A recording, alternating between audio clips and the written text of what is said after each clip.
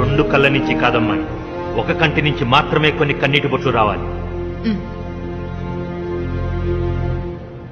ఎన్ని కన్నీటి బొట్లు? ఎన్నంటే అన్నొస్తాయా? సరే, 2. ఎడమ కంటి నుంచి 2 అంటే 2 కన్నీటి బొట్లు రావాలి. ఎక్కువ తక్కువ కాకూడదమ్మాయి. రెడీనా? Cue sound, roll camera, action.